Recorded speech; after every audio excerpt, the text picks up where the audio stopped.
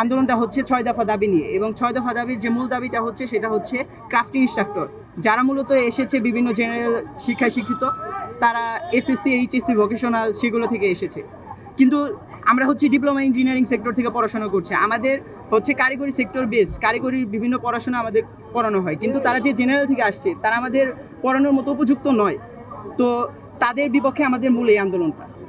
আমাদের আন্দোলনের মূল বিষয় হচ্ছে বিগত দিনে আওয়ামী স্বৈরাচারী সময় থেকে আমাদের কারিগরি সেক্টরকে যেভাবে অবমূল্যায়ন ষড়যন্ত্র করে বৈষম্য করে রেখেছে, এর বিরুদ্ধে আমাদের 6 দফার প্রত্যেকটা দাবি গুরুত্বপূর্ণ। এটি বাস্তবায়ন হলে কারিগরি সেক্টরের সকল বৈষম্য দূর হবে এবং বাংলাদেশের সকল অবকাঠামোগত উন্নয়নে কারিগরি সেক্টরের সকল ডিপ্লোমা ইঞ্জিনিয়াররা 80% ভূমিকা রাখবে। আমাদের 6 দফার দাবির মধ্যে ফার্স্টেবল যেটা হচ্ছে কি ক্রাফট মামা হচ্ছে গিয়ে একজন নন টেকনিক্যাল পারসন, সে এসএসসি পাস করে একজন জুনিয়র ইনস্ট্রাক্টর পদে, শিক্ষক পদে যোগদান দিতে চায়। কারিগরি শিক্ষা ব্যবস্থার এত অবহেলা, দুরব্যবস্থা তৈরি হয়েছে বর্তমান প্রেক্ষাপটে, তাদেরকে চাকরিচ্যুত করতে হবে স্থায়ীভাবে। সেটা সরকার থেকে, সরকারের ঊর্ধ্বতন কর্তৃপক্ষ থেকে যত দ্রুত সম্ভব সেটা সমাধান করতে হবে।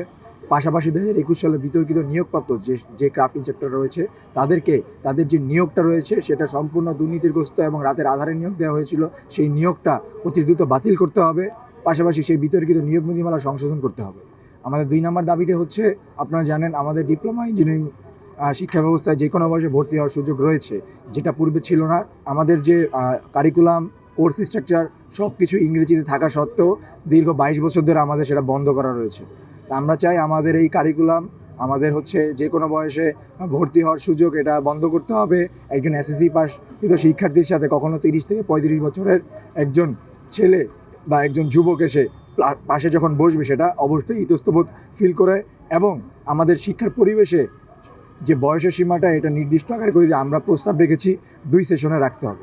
উপসহকারী প্রকৌশল পদ পলিটেকনিক এবং মনোটেকনিক থেকে পাশকৃত শিক্ষার্থীদের জন্য 10ম গ্রেড বরাদ্দ থাকা সত্ত্বেও বিভিন্ন স্বশাসিত রাষ্ট্রায়ত্ত প্রতিষ্ঠানে দেখছি নিম্নস্থ পদে নিয়োগ বিজ্ঞপ্তি প্রকাশ করা হচ্ছে, সেটা সম্পূর্ণ আইন বহির্ভূত এবং আইন লঙ্ঘন করা হচ্ছে। আমরা চাই সেই সকল প্রতিষ্ঠানের বিরুদ্ধে দ্রুত থেকে দ্রুততম সময় আইনানুগ ব্যবস্থা নিশ্চিত করতে হবে। আমাদের 4 নম্বর দাবিটি হচ্ছে, কারিগরি সেক্টর পরিচালনায় অকারিগরি ব্যক্তিত্ব বা কারিগরি শিক্ষা বহির্ভূত কোনো জনবল থাকতে পারবে না।